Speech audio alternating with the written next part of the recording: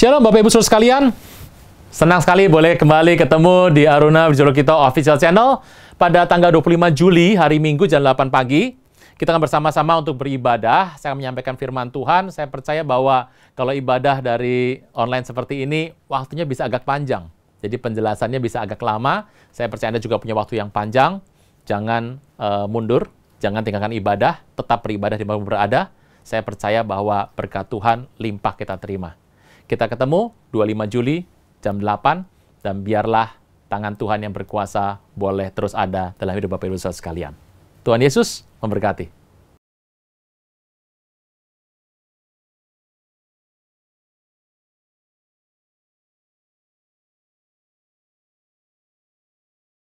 Ayat pertama, sesudah itu ada hari raya orang Yahudi, dan Yesus berangkat ke Yerusalem. Hari raya Yahudi mana yang orang berkumpul di Yerusalem? Alkitab berkata ada 3 hari raya yang wajib bagi seorang laki-laki. Saya pernah cerita dalam pertemuan yang pertama kedua. Laki-laki Yahudi wajib datang ke Yerusalem setahun 3 kali. Yang pertama Paskah. Rangkaian Paskah wajib Yerusalem. Yang kedua adalah perayaan panen. Safut. Yang ketiga adalah pondok daun. Itu mereka harus berkumpul datang ke sana. Jadi ada hari raya Yesus ke Yerusalem. Jadi ada nggak hari raya yang Yesus nggak ke Yerusalem? Ada. Tapi ini harus ke Yerusalem. Berarti kelihatannya itu terjadi yang namanya Yohanes 5. Itu perayaannya kemungkinan. Nih kalau kemungkinan, saya pakai kemungkinan Bapak Ibu supaya jangan sampai nanti salah mengerti. Di sini. Yohanes 5. Perayaan apa? Pentakosta. Masih ingat ya? Kalau Sivan tanggal 6 apa? Pentakosta. Kalau Paskah tanggalnya 14 apa? Itu bulan Nisan, itu adalah Paskah. Kalau Sivan tanggal 6 adalah Pentakosta. Yohanes 5. Yuk sekarang kita masuk peristiwa Yohanes 6. Yohanes 6 ternyata dikatakan di sana, sesudah itu Yesus berangkat ke seberang danau Galilea, itu danau Tiberias. Jadi berangkat ke seberang danau Galilea yang disebut dengan nama danau Tiberias. Orang banyak berbondong-bondong mengikuti dia sebab mereka melihat mujizat penyembuhan yang dibuat terhadap orang-orang yang sakit. Yang menarik adalah kemudian terjadi Yesus naik ke gunung dan duduk di situ dengan murid-muridnya. Terus dikatakan, Paskah hari raya orang Yahudi sudah dekat. Jadi ternyata ada Paskah lagi. Yang kalau saya gambarkan Paskahnya nggak mungkin di sini Bapak Ibu. Paskahnya mungkin saja ada di sebelah sana. Di sebelah sana. Betul nggak ya Bapak Ibu? Nah, kalau saya pakai kuning tidak jelas, saya pakai coklat saja Bapak Ibu. Ini sebelah sana dong. Karena ini sudah Paskah ini, merah sudah Paskah. Pentakos itu kelihatannya adalah ada di sini Pentakos. Jadi nggak mungkin ada Paskah lagi Bapak Ibu karena harus lewat dalam setahun. Jadi Paskahnya ada di sebelah sana seharusnya. Oke, kita akan teruskan saja ceritanya.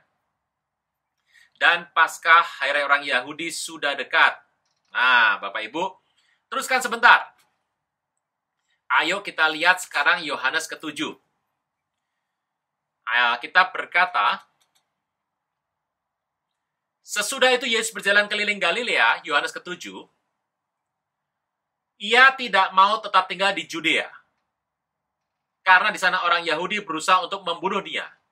Ketika itu sudah dekat hari raya orang Yahudi dan hari raya pondok daun. Kata saudara-saudara Yesus padanya, berangkatlah dari sini pergi ke Yudea, supaya muridmu juga melihat perbuatan-perbuatan yang kau lakukan.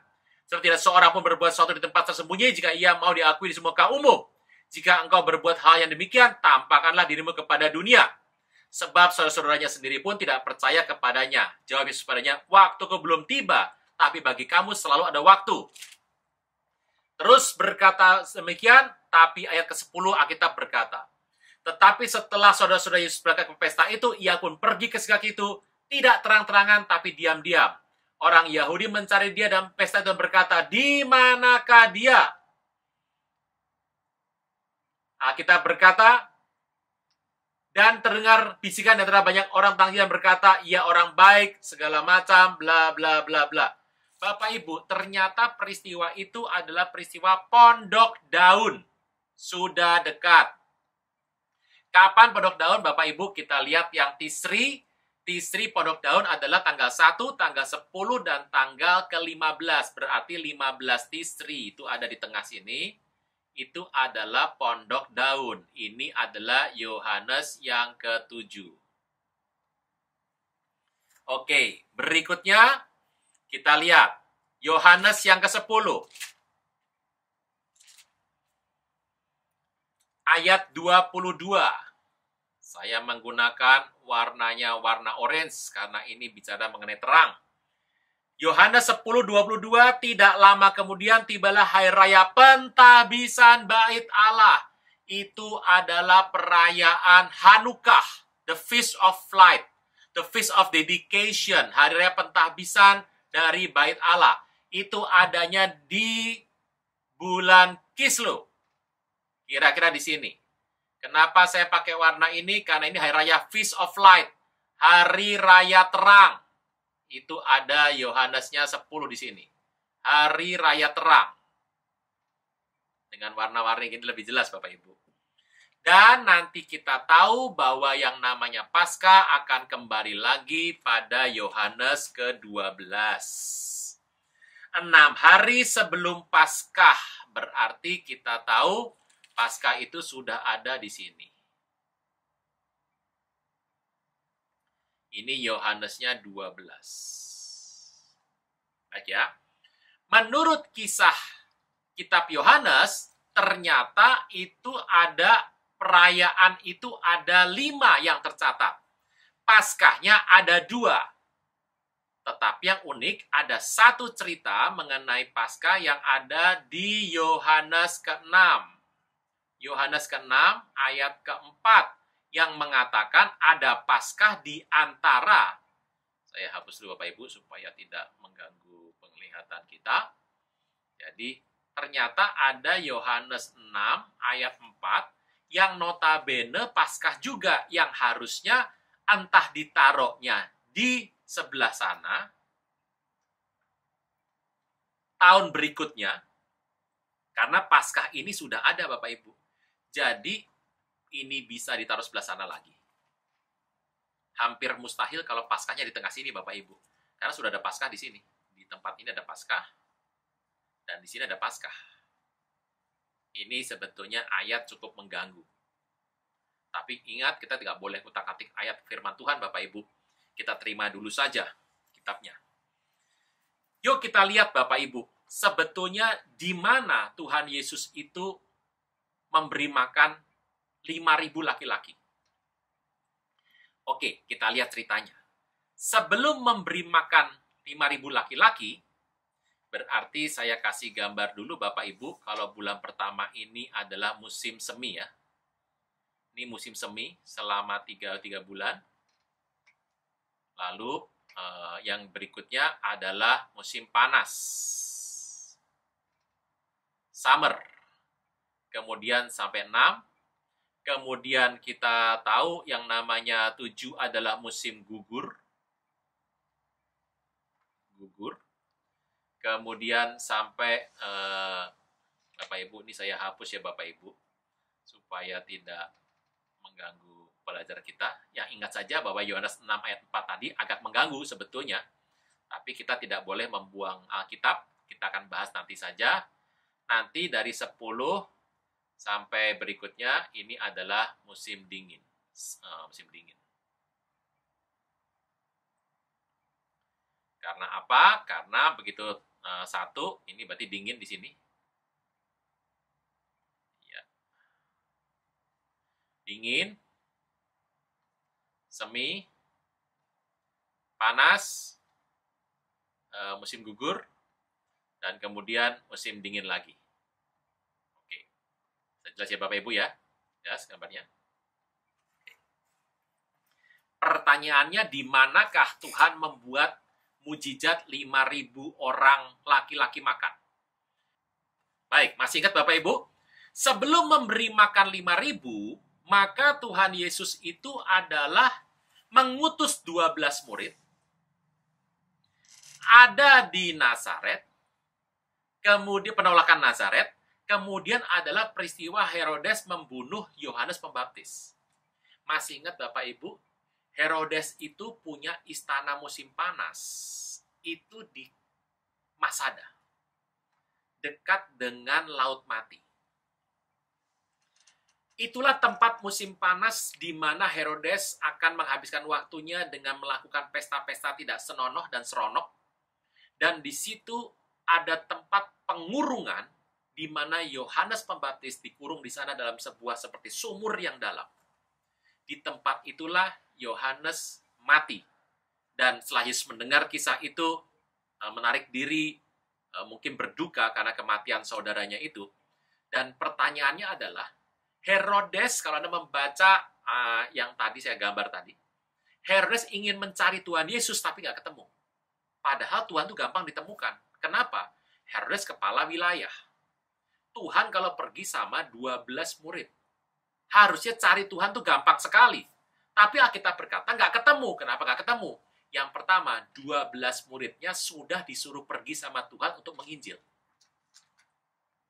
Kedua, Tuhan Yesusnya ditinggal murid. Ada kemungkinan, Bapak Ibu saya nggak tahu ya, sedang pergi berdiam ke sebuah tempat untuk berdoa atau untuk apapun. Tanpa murid-muridnya.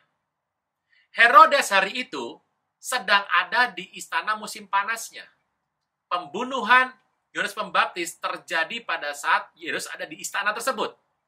Kalau kita bisa melihat ini, jangan-jangan sebelumnya kejadian itu terjadinya adalah di akhir musim panas. Berarti Bapak Ibu, kalau akhir dari musim panas, berarti kita pakai warna yang coklat, peristiwanya ada di sini. Akhir musim panas. Inilah 5.000 ada di sini. Akhir dari musim panas.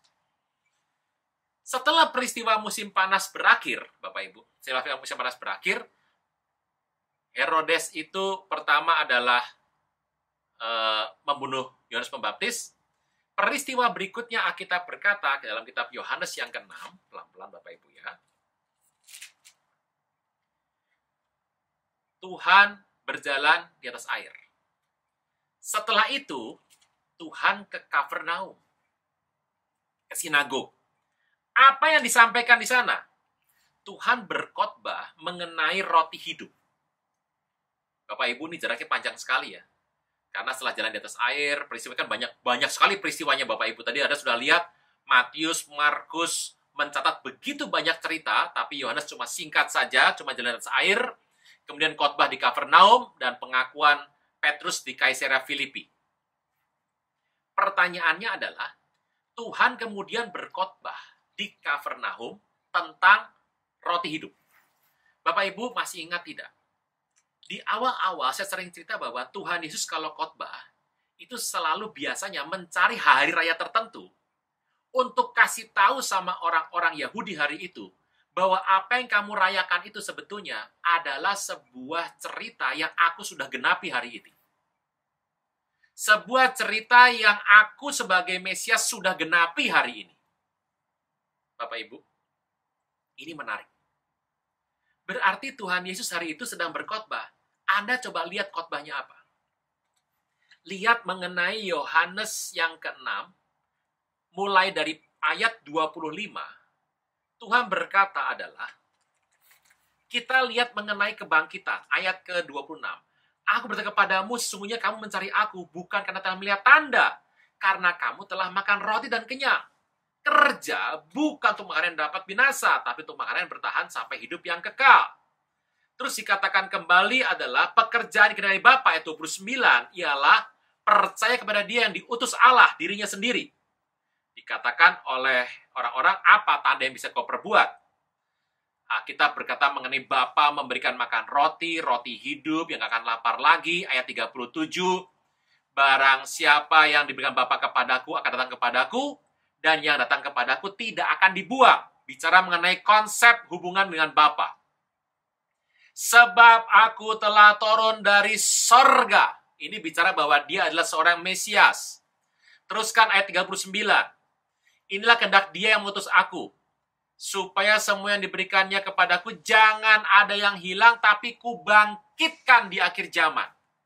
Bapak Ibu masih ingat, dari 7 hari raya orang Yahudi, 3 keselamatan, 1 hidup dipenuhi dengan roh penuh dalam panen, yang 3 bicara mengenai akhir zaman, perjumpaan dengan Tuhan, penghakiman, dan kembali ke rumah Bapa. Alkitab berkata, ini bicara mengenai akhir zaman. Ayat 40. Supaya aku membangkitkan, kalimat terakhir, pada akhir zaman. Teruskan ayat 44. Ayat terakhir. Tak seorang pun yang dapat datang kepadaku jikalau ia tidak ditarik oleh Bapa yang mutus aku, dan ia akan kubangkitkan pada akhir zaman. 3 kali disebut akhir zaman. Kenapa? Ini pasti bicara mengenai sebuah rangkaian peristiwa. Ayat 45. Ayat terakhir, kalimat terakhir, setiap orang yang telah mendengar dan menerima pengajaran dari Bapa datang kepadaku. Perjumpaan tinggal dalam sebuah tempat yang sama. Ayat 46. Yang terakhir katakan, hanya dia yang datang dari Allah, dia yang telah melihat Bapa. Akulah roti hidup, ayat 48. Dan Anda bisa membaca pada ayat yang ke-54. Barang siapa makan dagingku dan minum darahku, ia punya hidup yang kekal. Aku akan bangkitkan dia pada akhir zaman. Cerita akhir zaman demi akhir zaman demi akhir zaman, Bapak Ibu. Ada sebuah pemahaman bagi perspektif Yahudi bahwa kisah itu sebetulnya terjadi pada perayaan Tisri tanggal 1. Saya kasih warna yang berbeda ya Bapak Ibu supaya lebih jelas ya. Ini bicara mengenai peringatan Tuhan datang di akhir zaman. Itu adalah tanggal 1 Tisri tahun baru Bapak Ibu. Jadi khotbah Tuhan Yesus ini terjadinya adalah 1 Tisri. Anda bisa lihat perjalanan Tuhan Yesus di sini. Ini mujizat semua nih Bapak Ibu. Ini mujizat semua ini. Mujizat ini semuanya terjadi. Tapi entah kenapa yang dijadikan sebagai patokan cuma adalah yang 5.000 itu. Ini patokan dari 4 Injil. Ini terjadi pada akhir musim panas. Musim dingin orang kumpul-kumpul juga susah Bapak Ibu. Gitu ya. Kalau musim semi masih mungkin, panas mungkin, gugur mungkin. Tapi kalau musim semi dikatakan di sini Tuhan Yesus ada acara Safut. Yang ini yang menarik. Khotbah ini sebetulnya adalah khotbah yang Tuhan mau cerita bahwa aku sebetulnya dalam perayaan trompet yang ditiup itu, akulah Mesias yang datang itu. Jadi, 1 Tisri adalah sebuah perayaan di mana Tuhan sedang berkhotbah di Kapernaum. Kalau kita melihat lagi berikutnya, Bapak Ibu, dari cerita Kapernaum, kemudian pengakuan Petrus, menurut kitab Matius, Markus, dan Lukas, ternyata setelah itu ada peristiwa pondok daun.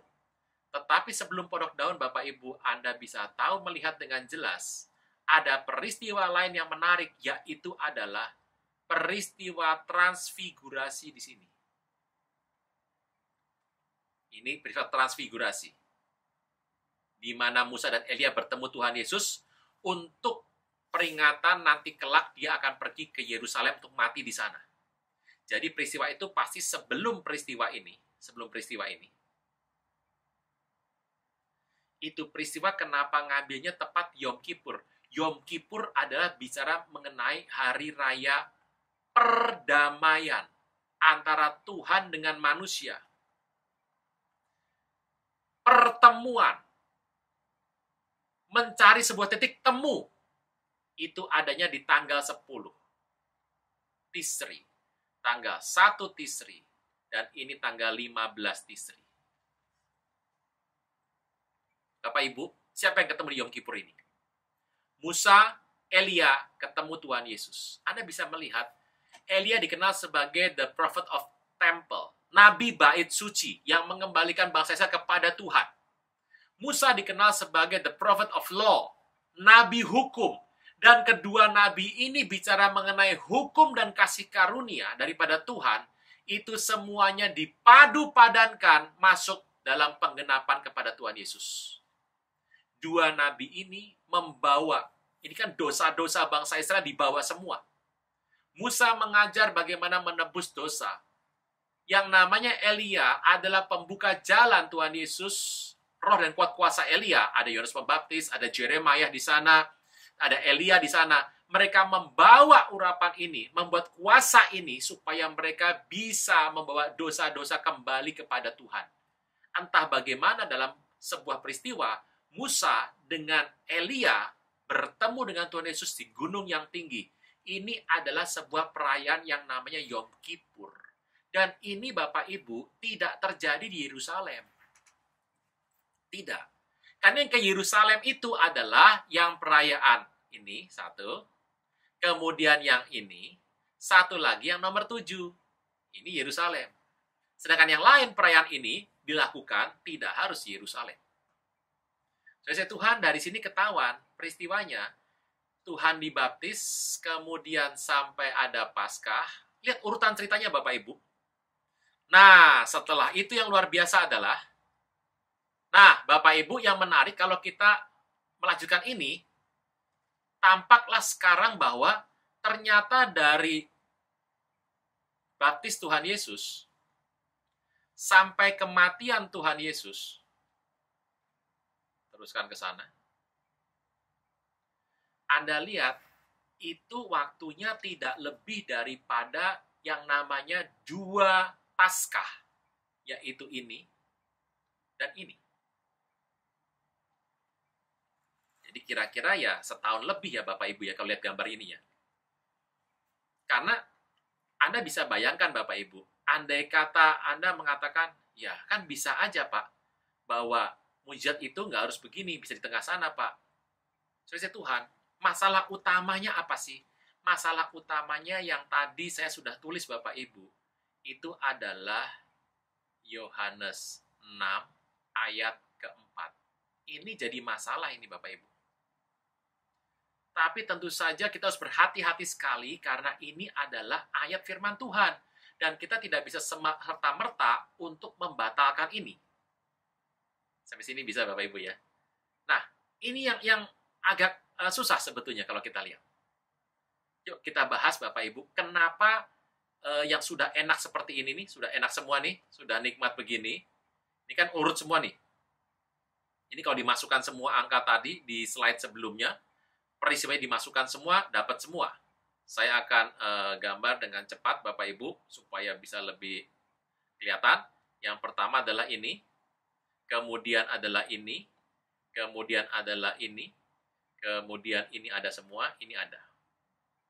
Nah, ditambah lagi ada peristiwa-peristiwa kecil yang tercatat di Alkitab, peristiwa kecil, yaitu adalah yang ini, 1 Tisri, kemudian adalah peristiwa Yom Kippur, yaitu peristiwa transfigurasi. Transfigurasi Tuhan Yesus. Baik, Bapak Ibu. Yuk, kita mau bahas masalah utamanya ini sekarang. Dari sini sudah jelas, kelihatannya cuma 1 tahun tambah 2 bulan, 14 bulan kelihatannya. Bisa saja Pak, sebetulnya murid tidak mencatat, jadi 3,5 tahun nggak mencatat, bisa. Masalah utama bisa muncul apabila ini dianggap Paskah, dan ini juga dianggap adalah Paskah. Kalau ini adalah Paskah, berarti ada 4 Paskah. Kalau itu 4 Paskah, berarti adalah, ingat, tonggaknya ada 4, 3,5 tahun mungkin. Saya ulang Bapak Ibu ya, pelan-pelan ya. Apabila mau ngomong itu adalah 3,5 tahun, maka Paskahnya harus ada 1 Paskah, dua Paskah, karena kita nggak bilang ini ada perayaan apa, saya menyebutnya sebagai Savut, tapi bisanya bukan yang lain. Kemudian ini, dan kemudian ini, dan kemudian adalah ini. Baik, saya akan ubah. Kita akan melanjutkan dengan lembar yang bersih. Kita akan melihat bagaimana cerita menjelaskan mengenai Yohanes 6 ayat 4. Karena kalau kita melihat Yohanes 6 ayat 4, itu kita akan lihat ada Paskah yang terselip di antara Paskah Yohanes 2 dan Yohanes 12. Masalah utamanya apa sih? Masalah utamanya adalah kita harus tahu di abad pertama dan kedua, Bapak Ibu, abad kedua dan ketiga, pertama mungkin tidak, akhir abad pertama, abad kedua, abad ketiga, Bapak Ibu pernah mendengar nama-nama besar bapak-bapak gereja seperti Clement dari Alexandria, yang namanya Tertullian, abad 3, abad 4, Origen, Lactantius, Philastrius, Gaudentinus, Evagrius, Orosius, Efraim. Anda pernah dengar nama ini? Mungkin Efraim pernah ada waktu saya membahas mengenai 616 dan 666. Ditambah dengan 6 lagi ahli-ahli bapak-bapak teologi gereja. Ada berapa nama tadi? Clement, Tertullian, Origen, Lactantius, Philastrius, Gaudentius, Evagrius, Orosius, Efraim. Ada 9 ditambah 6, 15 total. Ada abad kedua sampai abad ketiga. Masalahnya mereka meyakini bahwa pelayanan Tuhan Yesus cuma 1 tahun lebih, Bapak Ibu. Ini bapak-bapak gereja, murid generasi ketiga atau keempat dari murid-murid rasul-rasul hari itu, 15 yang saya bisa sebutkan, Bapak Ibu, saya nggak tahu yang lainnya, itu percaya bahwa Tuhan Yesus hanya melayani selama 1 tahun lebih. Itulah tradisi yang diturunkan dari rasul-rasul kepada mereka. Nah, Bapak mungkin mengatakan bahwa dari mana saya bisa mencari sumber ini? Anda bisa mencari, saya tulis saja Bapak Ibu supaya ini nanti bisa dicari. Catholic Encyclopedia. Nah, ini dengan judul adalah kronologi dari kehidupan of Jesus Christ. Begitu. Ini mereka mengatakan tadi ada 15 orang ini, Bapak bisa mencari ini. Jadi yang pertama saya sudah berikan tadi adalah data Alkitabnya ya Bapak Ibu, baru dengan info-info kitab-kitab atau referensi. Yang pertama Alkitab. Berdasarkan kitab Yohanes, kita melihat dalam satu timeline yang berjalan, itu ternyata tidak ada yang namanya Paskah yang banyak. Minimal itu 2 Paskah. Kita masih mempertanyakan mengenai Yohanes 6 ayat 4. Kita pelan-pelan. Nah, Catholic Encyclopedia dari Chronology of Life of the Jesus Christ ini mengatakan bahwa sebetulnya cerita utama kenapa ada yang percaya Tuhan 3,5 tahun itu adalah pada seorang pribadi yang bernama ini, Eusebius. Mereka mengatakan bahwa orang yang percaya bahwa Tuhan itu ada 3,5 tahun pelayanan dan mengkhotbahkan ini, itu adalah beliau. Kenapa? Karena beliau ini pro terhadap pemerintahan Rom. Yang pada zaman itu kita tahu kaisarnya Konstantin itu telah menjadi Kristen. Ini Kaisar Konstantin di sini. Nah, Bapak Ibu, jadi mereka mengatakan bahwa sebetulnya mengutip ini dikatakan Inilah tokoh yang percaya bahwa Tuhan Yesus itu melayani 3,5 tahun. Dan dia sendiri berkhotbah ini, dan khotbah itu dipakai terus-menerus dari generasi ke generasi, dan beliau dikenal sebagai orang yang sangat pro terhadap Rome. Kemudian kita tahu bahwa Konstantin menjadi Kristen, jadi Kristen versi Rome, kerajaan Roma. Nah, Bapak Ibu, yuk kita lihat siapa sebetulnya Eusebius ini. Yang pertama adalah kita tahu dia menulis sebuah buku yang tulisannya adalah Sejarah Gereja, Ecclesiastical History. Ecclesiastical History. Ecclesia is gereja. Sejarah gereja. Dia menulis sejarah gereja. Dan dia seorang bishop yang memerintah di Caesarea Maritima. Kita tahu bahwa Caesarea Maritima, Anda yang pernah pergi ke Israel, pernah melihat yang namanya aquaduk itu? Ya, nanti pergilah sana Bapak Ibu. Itu dibuat oleh Herodes. Caesarea Maritima. Nah, Eusebius itu lahir sekitar 260 atau 265 dan meninggal 340. Nggak terlalu penting apa karena kita bukan sejarawan Bapak Ibu ya. Nah, yang menarik adalah beliau dilantik menjadi seorang bishop pada tahun 314, jadi abad keempat. Nah, kalau kita melihat, beliau itu ada dalam masa di mana Kaisar Konstantin itu mengkonversi hidupnya menjadi orang yang percaya kepada Kristus, menjadi Kristen. Kita tahu kerajaan Roma itu semuanya membunuh, menghabisi, menganiaya orang-orang Kristen, sampai kepada abad keempat Konstantin. Nah, saudara Tuhan, dia dilantik pada 314. Semua yang saya ngomong ini ada di sebuah tulisan. Saya tulis sebentar ya Bapak Ibu. Ini di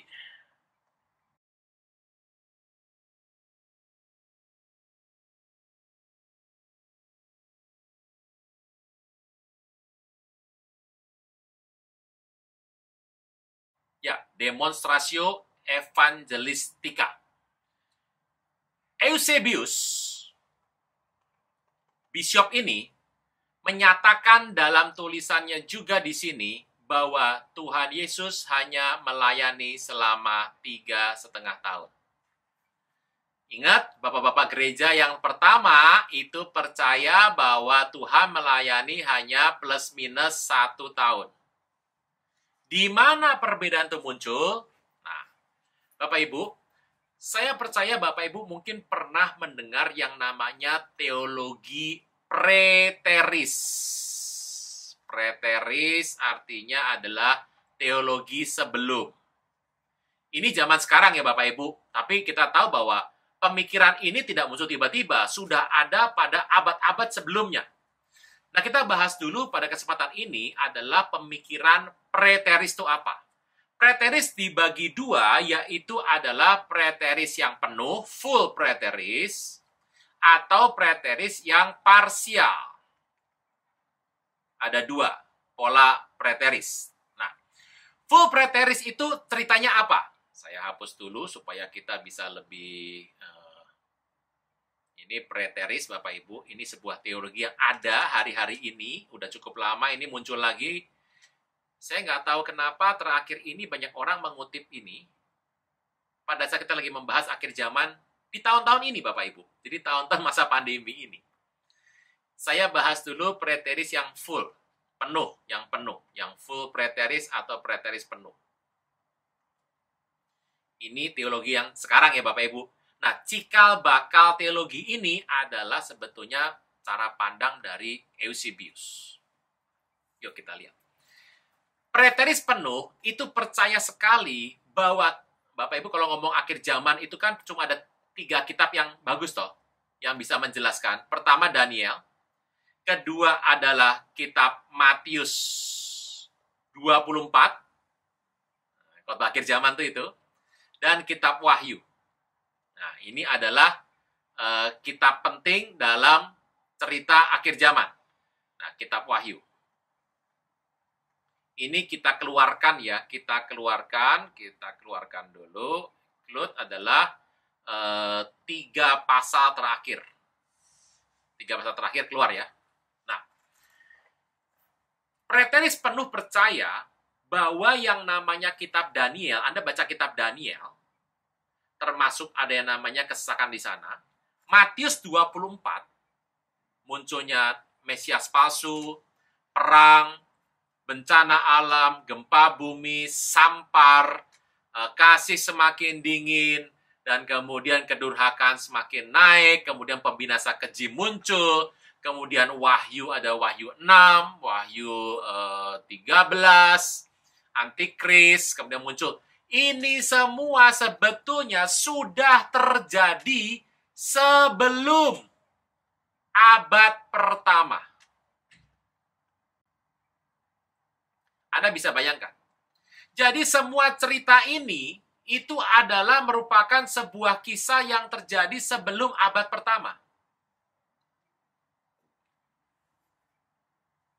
Agak sulit menerimanya, tapi itulah pola pikir preteris. Bahwa semua nubuatan akhir zaman itu ya sebelum abad pertama. Selesai. Udah digenapi. Jadi tidak ada lagi yang namanya pengenapan setelah itu. Selebihnya cuma sebuah pemikiran-pemikiran sudah terjadi dan itu cuma simbol-simbol saja.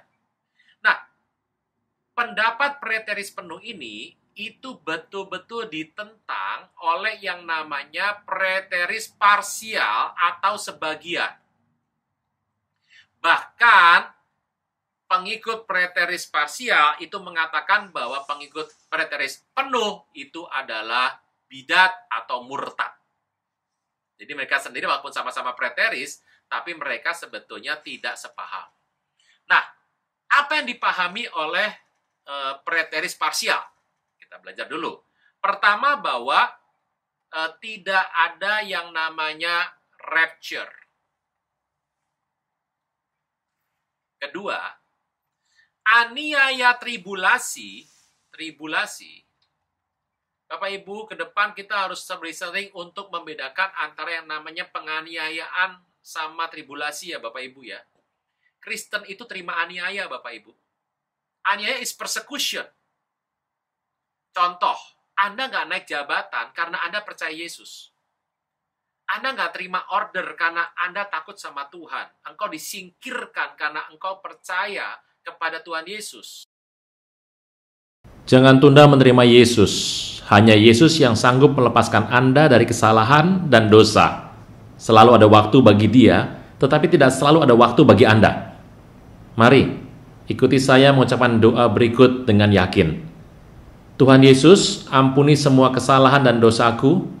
Saat ini dengan sadar dan rela, aku mengundang Engkau sebagai Tuhan, Raja, dan Juru Selamat hidupku. Terima kasih Tuhan Yesus untuk namaku telah dicatat dalam kitab kehidupan. Amin.